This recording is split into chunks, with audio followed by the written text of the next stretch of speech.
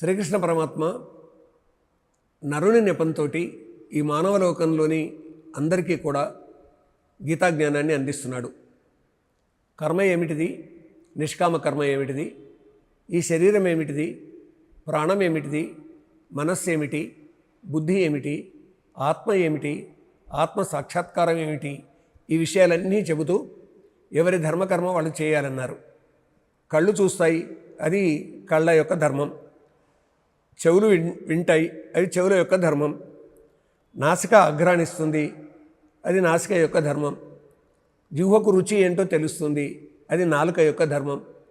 ఈ చర్మానికి స్పర్శాజ్ఞానం ఉంటుంది, లేకపోయినట్టయితే చర్మం తన ధర్మాన్ని కోల్పోయిందని అర్థం.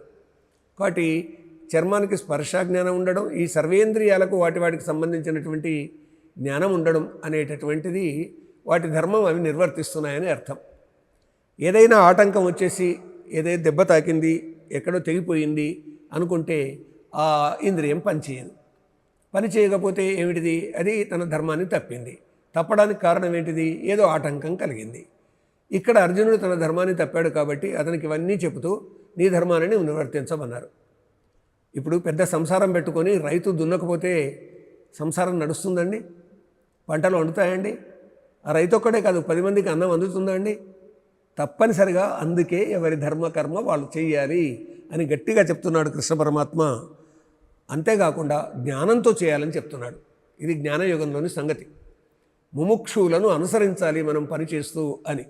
అంటే మనకన్నా పెద్దవాళ్ళు ఎవరైతే ఉన్నారో ఆ పెద్దవాళ్ళు దాదాపుగా ముముక్షువులు లాంటి వాళ్ళండి. అంటే ముక్తి కొరకు పనిచేసేవాళ్ళు.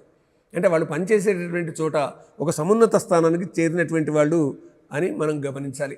అంతేకాదండి, రక్షించే గుణం ఉంటే రక్షిస్తారు, ప్రేమ ఉంటే సేవ చేస్తారు, తెలిసిన గుణం ఉంటే వాళ్లకు తెలియని వాళ్ళకు చెప్తారు. ఇది జ్ఞానులు చేసేటటువంటి పని. అందుకే నేను అదే పని చేస్తున్నాను అంటున్నాడు కృష్ణ పరమాత్మ. అంటే ఇక్కడ ఏమని గమనించాలి మనము, సర్వజ్ఞుడు అయినటువంటి పరమాత్మ నేను అదే పని చేస్తున్నాను, నన్ను చూసి మిగతా వాళ్ళంతా నడవాలి అనే ఉద్దేశంతో అర్జునునికి ఇలా చెప్తున్నాడు. నమాం కర్మాణి లింపంతి నమే కర్మఫలే స్పృహ ఇతి మాం యోభిజానాతి కర్మభిర్న సబధ్యతే. పరమాత్మకు మనిషికి ఉన్నటువంటి తేడా ఏమిటిది? మనిషి జీవాత్మ, మనస్సు పెట్టే ప్రలోభాలన్నింటికీ ఈ జీవుడు లోనైపోతూ ఉంటాడు, అటు ఇటు పరిగెత్తుతాడు. ఇది ఒప్పు ఇది తప్పు అనేటటువంటి నిర్ణయించుకునేటటువంటి సామర్థ్యం ఒక బుద్ధిలోకి వచ్చేంత వరకు రాదు. మనస్సు పరిపరి విధాల పోతుంది.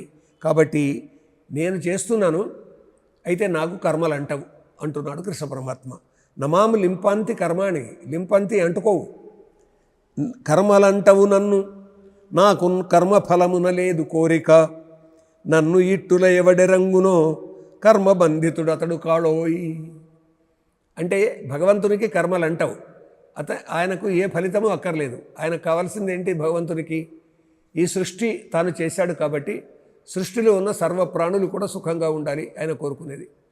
మాయలో పడరాదు, మనస్సు చేసేటటువంటి విచలితమైన చేష్టలకు లోను కాకూడదు, అజ్ఞానంలో పడకూడదు, తాను జ్ఞాని కావాలి అని కృష్ణ పరమాత్మ చెప్తూ, కర్మలంటవు నన్ను, నీకున్ నాకున్ కర్మఫలమున లేదు కోరిక.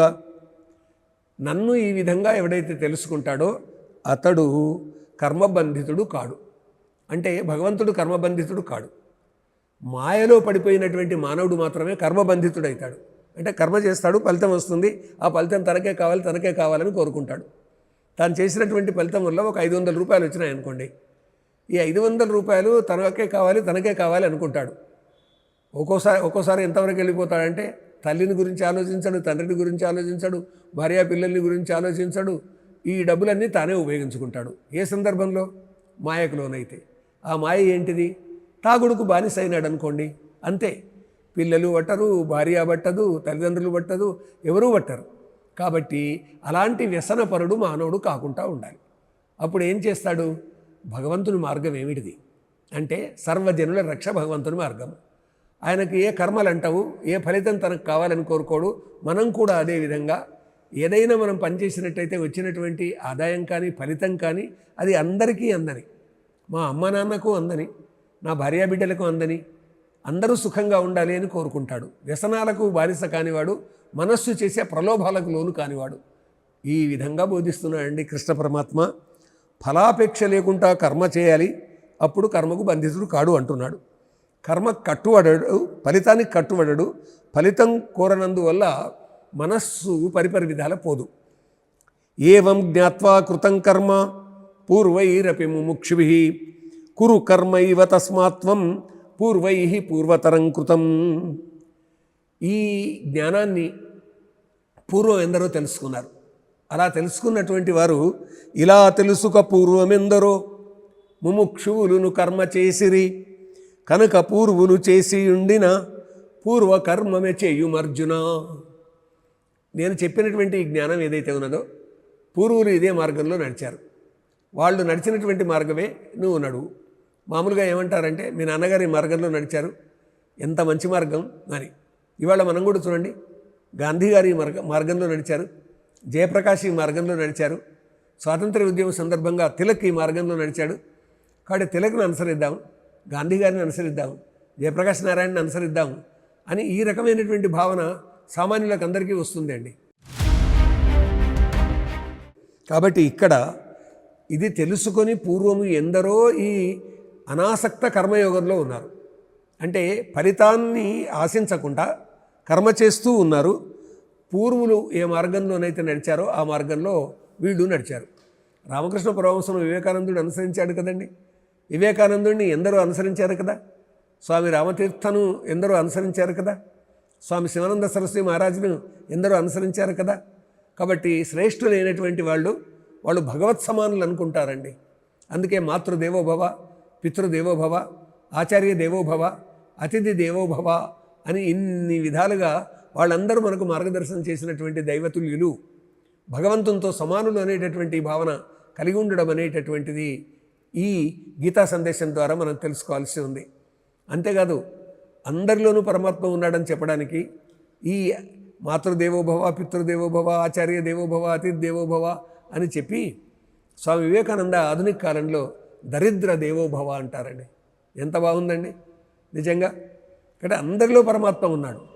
వీళ్ళు దరిద్రులు, జ్ఞాన దరిద్రులు, వీళ్ళ దగ్గర డబ్బు లేదు దరిద్రులు, వీళ్ళ దగ్గర శక్తి లేదు దరిద్రులు, వీళ్ళు సమున్నత స్థానంలోనికి పోని దరిద్రులు అని ఎవరిని దూరం చేయడానికి వీలు లేదండి. ఎందుకొరకంటే నీలో ఉన్న ఆత్మ వాళ్ళల్లో ఉన్న ఆత్మ ఒక్కటే. ఈ ఆత్మయే పరమాత్మ అనుకునేటటువంటి భావన కలిగితే మనిషికి భేదాలు ఉండవండి. అందుకే కృష్ణ పరమాత్మ ఏమంటారంటే పూర్వులు చేసి ఉండిన పూర్వ కర్మనే నీవు చెయ్యి అర్జున. అంటే మీ పూర్వులు ఏం చేశారో మంచి అది. ఇది ద్వాపర యుగంలో జరుగుతుంది. త్రేతాయుగంలో రాముడు ఏం చేశాడో ఆయన పూర్వుడు. అంతకంటే కృతయుగంలో ప్రహ్లాదుడు ఏం చేశాడు, బలిచక్రవర్తి ఏం చేశాడు, ఎవరెవరు ఏమేం చేశారో ఆ కర్మలను అనుసరించాలి. వాళ్ళందరూ పూర్వులు కదండి, వాళ్ళందరూ కూడా మార్గదర్శకులు కదా. కాబట్టి మనకంటే ముందున్నటువంటి పెద్దవాళ్ళు ఏది అధ్యయనం చేశారో, ఏది మంచి అనుకున్నారో, ఏ మార్గాన్ని వాళ్ళు అనుసరించారో ఆ మార్గంలోనే నీవు అనుసరించు అర్జున. పూర్వులు చేసిన కర్మ ఏదుందో దాన్నే నీవు అనుసరించు అని చెప్తున్నాడు. కర్మ ఫలితానికి బంధితుడు కావద్దంటున్నాడు. స్వార్థం అనేక అనర్థాలకు కారణమవుతుంది అంటున్నాడు. కాబట్టి పూర్వులు చేసిన పూర్వకర్మనే అనుసరించినట్టయితే ముముక్షు జనాన్ని అనుసరించినట్టు అవుతుంది. ముక్తి మార్గం కోరినటువంటి వారిని అనుసరించినట్టు అవుతుంది. నిన్ను రేపటి నాటి వాళ్ళు అనుసరిస్తారు అనేటటువంటి ఉద్దేశంతో ఈ మాట చెప్పిందండి. ఇక్కడ కర్ణశ్రీ గారు గొప్ప పద్యం చెప్తారండి. ఔదాసీన్యమును జగింపుము యస్య కర్మ వీరుండవై పాదం ముంచుము యుద్ధరంగమున నీ స్వాతంత్ర శంఖధ్వనుల్ వేదవ్యాసజయ ప్రబంధ కవితావేశమ్ములో మ్రోగు నిన్నాదర్శముగా చెప్పుకొందురు భవిష్యత్ భారతీయ ప్రజల్. నువ్వు ఇప్పుడు ఈ ధర్మకర్మ చేస్తే, ఈ కురుక్షేత్ర సంగ్రామం చేస్తే నీవు జయిస్తావు. నీవు జయించిన తర్వాత భారత ప్రజానీకం నిన్ను ఆదర్శంగా చెప్పుకుంటారు. అంటే నిన్ను శ్రేష్ఠునిగా భావించి మిగతా వాళ్ళందరూ నీ మార్గాన్ని అనుసరిస్తారు. నీ కథంతా కూడా వేదవ్యాసుడు రాస్తాడు. అది జయప్రబంధంలో వస్తుంది. కాబట్టి ముముక్షులను అనుసరించాలి, ముక్తి మార్గంలో వెళ్ళాలి, మోక్షాన్ని పొందాలి అని ఈ విధంగా కృష్ణ పరమాత్మ అనేక విషయాలను అర్జునునికి బోధించాడు. అవి విందాం, తెలుసుకుందాం, జీవితంలో వాటిని ప్రయోగించుకోవడానికి ప్రయత్నం చేద్దాం, అనుసరిద్దాం.